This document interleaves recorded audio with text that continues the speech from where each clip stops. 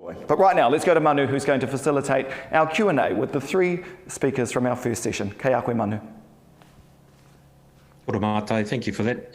Thanks to Anne, Graham and Tom. I think we've just got Anne and Tom, and we're trying to reconnect Graham from Tikapa. But in the interim, we've got a pātai here from Sandra Faulkner to Anne around the ETS. Actually, I'm not sure if it's a question or a comment, but she says, you're right on the money, Dayman. The settings are currently all wrong for those wanting to return our land and waters to good health. What would you have to say around the ETS settings at this stage, Anne? Oh, well, I guess everybody in Tairāwhiti probably is aware that by year 5, under the ETS, you get 10 times more New Zealand units for planting pine trees than you get for regenerating or planting native forest. And given all the issues around biodiversity and what's happening to our rivers, and just basically the risks associated with conifer forests under climate change, that just seems crazy. And especially when you consider the potential of nature-based forestry of the kind I saw operating in Germany, where foresters are hugely respected, where the forests are full of life, but they are also sort of harvested in small coops on a continuous basis. And they're gorgeous. And these are locally adapted trees that they use. And they have these multi-tier forests with, access to them. And it just seems like such a no-brainer, Manu. And if the ETS, they've got this permanent forest category coming in, I can't see any justification for putting pine forests or plantations into that category because they're short-lived trees. Under climate change, they're very high risk. Whereas our native forests are going to sequester carbon for a very long time. And over time, they sequester far more. So I think just even purely in terms of carbon, you could justify having NZUs that are competitive with pine. Do you think there'll be an opportunity for the public to have input on those settings?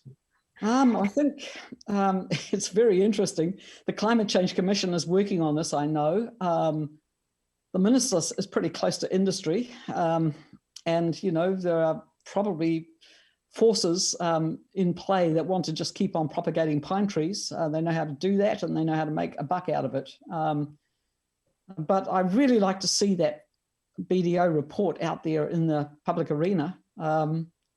I think it's very important that the public has a chance to understand the risks and the opportunities, both with nature-based forestry, but also with permanent carbon forests of pines. I mean, I just can't see the sense of that, especially when these kinds of forests are going up in flames all around the world. So the report you refer to is a report that was written by BDO in Gisborne, commissioned by Trust Tairāwhiti with support from the Tairāwhiti Economic Action Plan Committee, something. But it was controversial. The findings were not agreed on by those that had been part of its development, and so there's some debate about whether it'll see the light of day and be released to the public. I think a summary is going to ministers, but as you say, it's probably useful to have it out in the public and allow the public to debate the accuracy and claims that are made in there. Reminded of me, Manu, but I would think that something that's funded by public funding ought to be shared with the public. Something for people to ask Trust Tairāwhiti for, perhaps. Tom, you've got a pātai here. Do you have trend data over time? While some of the rivers might seem good compared to others, is there data over time that shows decline or improvement? Morning, Tato. Yes, Nikki, thanks for the question. Yes, we do. We have reports. If you go to the GDC Environmental Monitoring website. The link's on my last slide with my name. If you go to that, then you should be able to find some links through the data, and you can actually pick a spot in your orohei in the area of interest for you and look back and see some trends. If you've any issues with that, please feel free to email myself or Peter Hancock, who's the team lead for that, and Peter's all over that knowledge. And one thing just to say is that going forward, we're really trying to improve the way we share our environmental data. So we welcome any feedback from anyone on this call in ways that we want less data. We collect all this data, as I say, at these sampling points. We take a sample roughly once a month over a series of years. So we have a load of data. And obviously, as a scientist, I'm happy to geek out on that and look at it, but we want to put it in a way that is relevant to all of you. So do feedback if there's particular things you want to look at. We're open to any feedback. How often does the State of the Environment report come out for the region? Roughly every 3 years. And that's generally a PDF hardback copy, but the way we're looking to go and support through LAWA, which is the, as I mentioned in my presentation, the sort of national picture, we're trying to get data up so it's relevant. So because as soon as you've put it into a PDF or something, obviously it's gone, it's history. So we're trying to get it so it's much more regular and up to date. And that's what we're looking to push in the next couple of years, certainly. Yeah, and these days you should be able to pretty much have it in real time online. That's the hope. It's not that easy, as I'm sure you can understand. There needs to be a lot of quality assurance of that data to make sure that there's not some malfunction with the equipment, etc. But yes, yeah, we're looking to get it as soon as possible up there. Cool. I think it was Henry Gaddam said Tauwharepara images post-harvest look worse than Bowler. And someone else commented that foresters should be made to plant a perimeter of natives to help prevent the sediment flowing into streams in nearby gullies when felling takes place. And they speak to councils and landowners regularly, and it's like they just swore at them in quotes, but that's lost production. Do you have any comments on the rules around riparian margins? What I would look to do without passing the buck is, I know my colleague Kerry Hudson, who I'm sure a lot of you on this call, he's talking in a little while. If it's okay, we can park the question for him because he knows a whole heap more than me. Cool. And I think but I would just say, man, anything we can do to keep that sediment, and I know that, and from my point of view, and from the sort of water quality point of view, as it's the downstream effect, anything we can do to stop that sediment from being mobilised and reaching our rivers is of benefit. Manu, can I ask a question about that? Sure. I know that a lot of those forestry blocks are FSC registered. That's the Forestry Stewardship Council. And under those regulations, which are supposed to guarantee that the timber that's being produced is sustainably produced, there are supposed to be buffers around all waterways. And so how come we're getting, in our region, harvests that go right down to the water? I mean, what's the FSC doing about that? If these are forests that are, I know that some of the forests that went through the courts, and there were, you know, the judges were kind of making appalled comments about this, what was going on there. They were FSC registered. So is this a rort or what?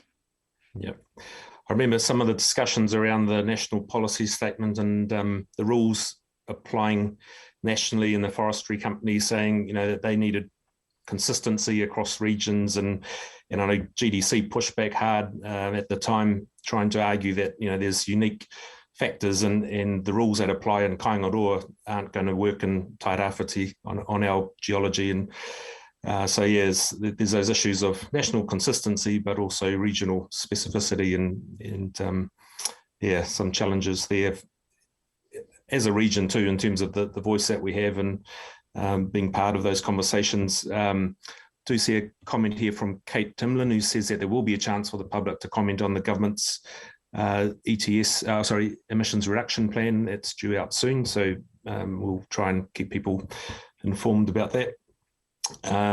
Jenny says, aren't the measurement tools, I think this is around the ETS science, demonstrated being applied after the horse is bolted? Why not spread the budget, ideally equivalent to cover intergenerational knowledge, which is much more sensitive to change?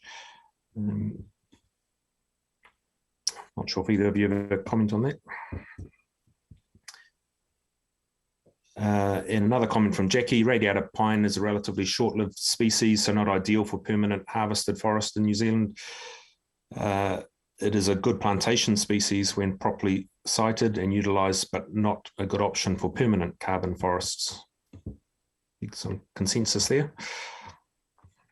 I guess the point is that, you know, that the radiata pine lives maybe, you know, 80, 90 on average, but maybe up to a couple of 100 years. But tōtara lives for 800 years, and it'll be sequestering carbon. And there's quite a lot of science about, you know, that the old trees are sequestering in indigenous forests, are sequestering a lot of carbon.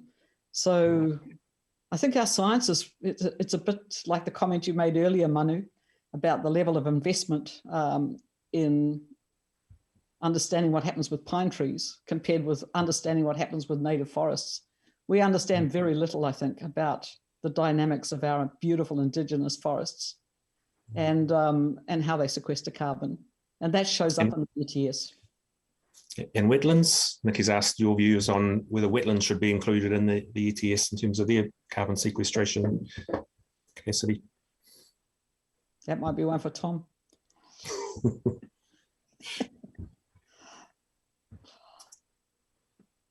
Yeah, I don't know. I'm not an expert on that. Sorry. I gather they're really good at sequestering carbon. Yeah, and mangroves too. I mean, yes, in terms of their environmental function, biodiversity, they sequester carbon, but I don't know how it fits in with the ETS. I see there's GDC prosecuted recently around a wetland. Are there rules sort of around wetland restoration, or is it really just trying to hold on to what we've got left?